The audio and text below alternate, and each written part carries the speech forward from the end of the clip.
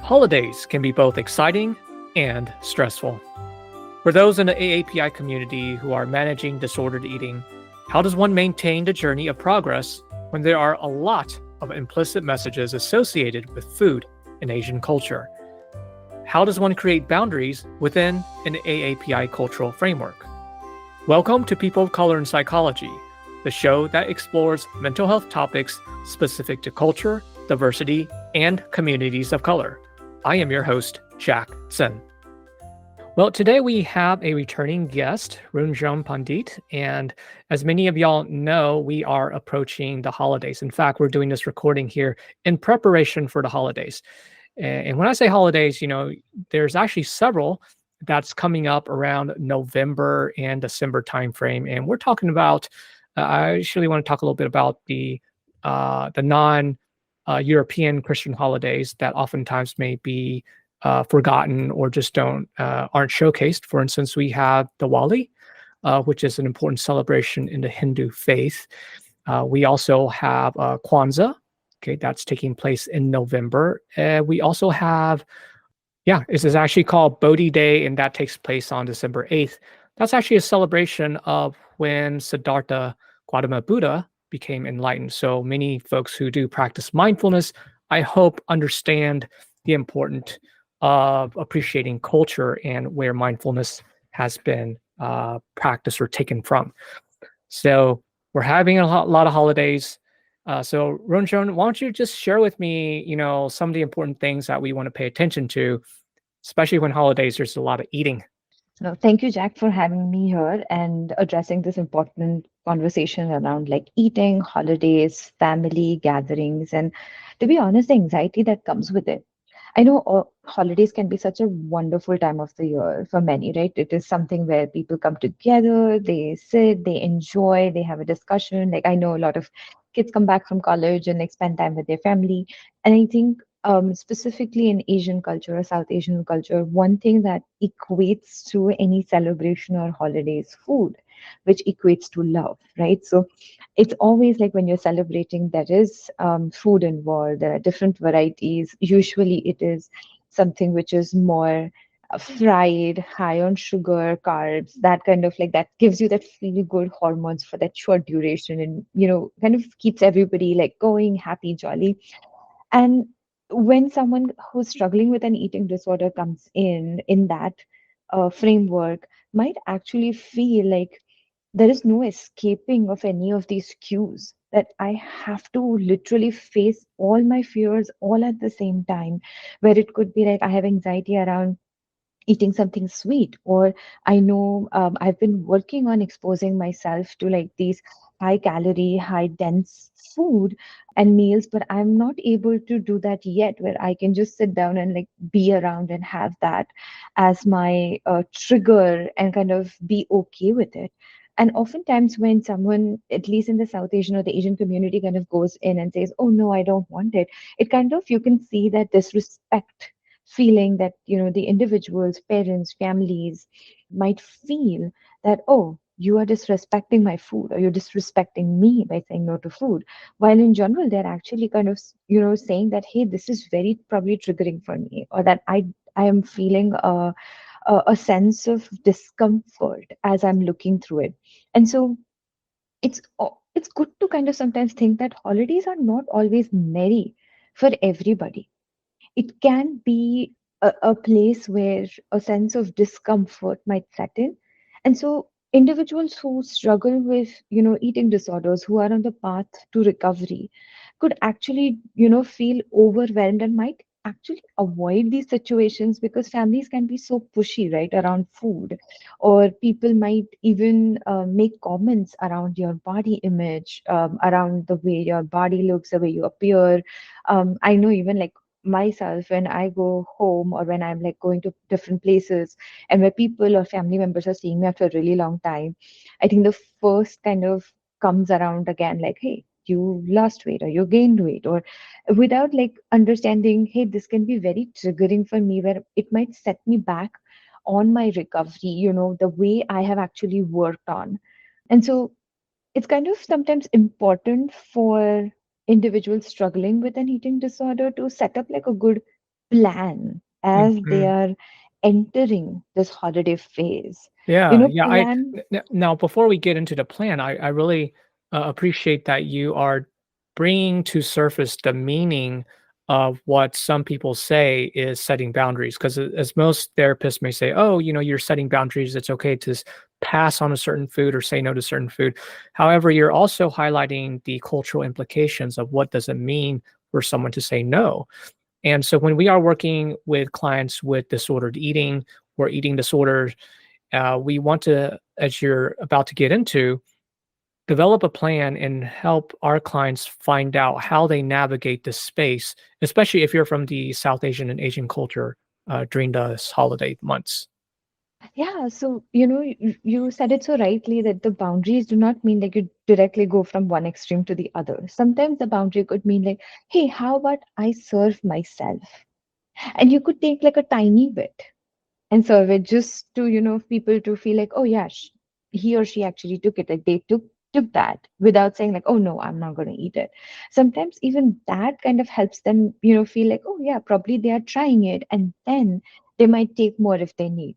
So it's still kind of like you're trying to keep that respect which is culturally appropriate, and at the same time you're respecting your own boundaries, your own comfort level. And so, if if the individual is working with already a dietitian or a therapist, I would say plan ahead. Sit with your treatment team and ask them, like, okay, hey, this is what I'm going to go forward. This is what's going to happen. Like, if like these are all the events, like in November or December, like these are all the events that I will have to attend. And I know kind of these are some of the things that are on the menu. Then what is a game plan on what foods to eat? What foods should I avoid? Like, what are my triggering foods? And if I feel overwhelmed, are there any techniques? Like, for example, I often tell my clients, like, start using some grounding techniques. Let's practice it now. All the grounding techniques that you can use while you're sitting at the dinner table. Sometimes it's also good to mimic the situation, although obviously you cannot be exactly predicting the situation, but like mimic, like, okay, if these are all the things that are going to be there and it's going to be chaotic and all of everybody's going to be talking, how do I ground? Would grounding look like, hey, I'm going to excuse myself, go to the washroom, take like a deep breath, splash some water, come back, sit down, somewhere on those lines, so that you don't feel like you're just stuck near the dining table, you're stuck at a place. Another would be planning ahead a regular meal plan with your care team. Like, even keeping that meal plan as close as possible to the holiday events. This may include, like, sometimes even include, kind of not taking on certain food opportunities, or taking, like, if you're working on, like, hey, I anyways want to challenge myself and expose myself to like this sweet that I've always been ignoring or I'm feeling anxious about. How about I take half of it and keep it on my plate? And who knows, like the other parts of your plate would include like things that you're comfortable with, you're okay with. So you're still working on your plan as you're enjoying the holiday events. So Now, this kind for of for folks who are less familiar with disordered eating or eating disorders, can you explain a little bit about like the trigger, like food triggers? Do you mean like, for example, let's say someone who is struggling with bulimia, they may have this, they're okay with certain food, but then they see a certain food and then suddenly it creates this sort of downwards cascade of now I'm going to get into binge eating. Yes, absolutely right. So it could be like, and not everybody has these like specific trigger awareness. So it could also mean, like, say, for example, someone who has always associated binging on, say, chips as their way of coping with emotions, right? Like, oh, I'm feeling a lot emotional, I'm feeling overwhelmed, I'm going to grab a pack of chips, sit in my room or watch TV and complete the entire thing, feel bad about it later, and probably go into the purging zone.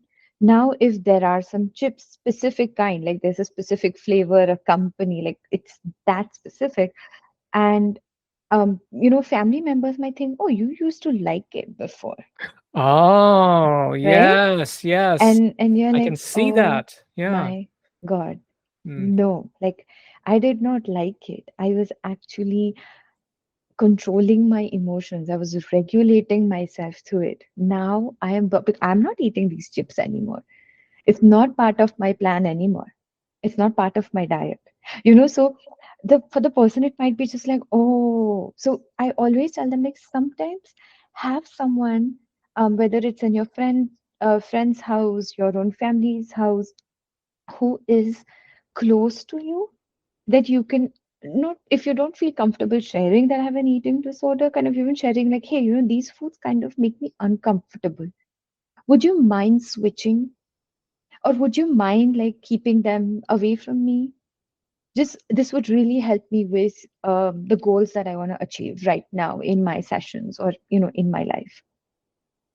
And you do see that some people, when you give them a heads up, you tell them like, hey, this is what I'm looking for, they do help.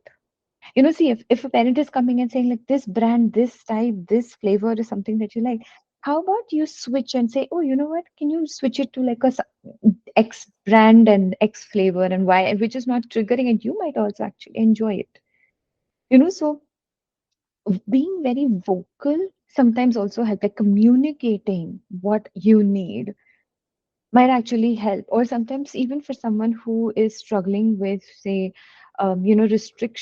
food restrictions, might have like certain meals that feel very triggering. Like if I know that in the past, like having a tub of ice cream, which was my binging phase, now I'm in the restriction where like I'm not going to eat the tub or even the ice cream at all, and I'm taking like very small portions. I'm not eating enough.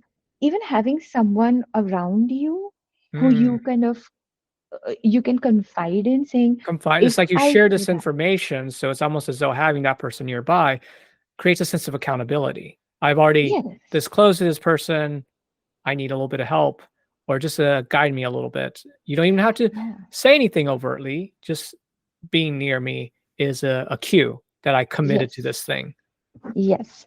I also sometimes have some of my clients who really struggle say like, oh, can you send me a picture sometimes when you're eating and show me like this is how my plate looks currently. Should I add something? When we Mm, are in that recovery phase, right? Like, oh, okay, how about you add this? Or I work with them usually in sessions where we talk about, okay, let's kind of set your plate. How would that look like? Again, mimicking, so that even if they're feeling overwhelmed, hey, I am going to use these techniques that we are learning, the skills that we are learning, to put it out in the actual real world. And sometimes, to be honest, it's also important to like set an exit plan. If you know like, mm. hey, I'm triggering, like this is what I'm feeling in my body, this is all that is coming up, keep a exit plan, because sometimes socializations during these holidays along with these triggers can be very, very exhausting and tiring. Yeah, yeah. I mean, you're trying to keep up a conversation with your family and friends. Meanwhile, in your back of your mind, you're thinking, "Oh gosh, am I suddenly, going to overeat here?" Or, "Oh gosh, I just lost track of whatever food that I've eaten." Yeah, yeah, such an important point here. So, Runjhun, what else? What other tips would you recommend for people who are struggling with eating disorders around the holidays? So one would also mean one of the main things would be, make sure you refrain from any mind altering substances, because it's very easy during these times to be like, oh, if I just drink one glass or I use one substance for a while, it will be okay. But it can actually contribute to your eating disorder. It can actually lead to other drawbacks and fallbacks of all the recovery that you are doing, because it can trigger that instant spiral of, oh, I had this. So sometimes I tell people like, if it's possible, if you still enjoy a festive beverage, say, use have it as a mocktail, use it without alcohol, and it can still bring you together with others without you having to use alcohol as a way of like having fun. It is also very helpful if you say sometimes stay very grounded towards what it means to have holidays. So holidays is what everybody coming together, feeling like, you are connected, you're enjoying, you're taking a break from like the difficult year that has been, and focusing on there are other activities and festivities that you can do apart from holiday meal. So if you know that, hey, if I'm going to be around and everybody wants to do something for example, Diwali, or even say Thanksgiving, you can even suggest like, hey, is it possible this time we actually go around like instead of doing like a traditional way, how about we do like a movie night? Hmm. How about we do like something outside? How about we play games? So the focus around like, oh, constantly go sit there, eat, Yes, you're talk. you're you're changing the environment. You're also Yeah. engaging these so-called, from behavioral therapy, replacement behaviors. Right, Yes. right. You're changing a condition, changing an environment, changing the food, or replacing the food with something else. So, wow, wow, these are definitely things that are great to consider. And I would say like having this setup of like having that self gratitude that you are doing your best at this time. It's not easy, it is very triggering. So even as a game plan, I often ask individuals to set up a session or a check-in with either a dietitian or a therapist right after or a day after you have that party or you're meeting with someone, so that you can actually debrief and like go over like what you felt, things that you did well, things you could do better before you jump into a next holiday event, right? So you are exposing yourself, you're taking the debrief period, exposing yourself to something else. So you are learning as you're growing in your recovery rather than saying, I'm not going at all to any of this, versus I might choose one or two.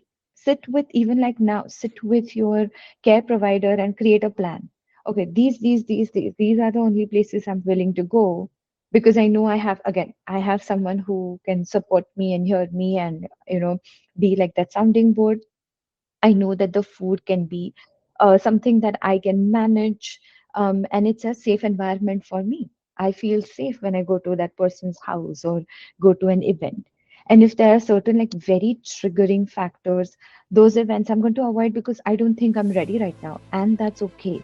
Nobody's expecting you to be ready at all times to face these situations. Yeah.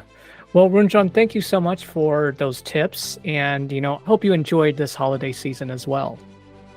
Thank you so much, Jack. And I hope that this was helpful for our listeners, and also people can take up what feels right from all of this and, work towards their recovery. All right, you take care. You too. A huge thank you to our listeners. If you enjoyed this episode, please share and subscribe to People of Color in Psychology. You can also support us by registering for continuing education courses or making a one-time donation on the Multicultural Counseling Institute's website. Your feedback is important to us, so feel free to send an email, a message on LinkedIn, or leave a voice message on our website. Until next time, this is your host, Jack Sun.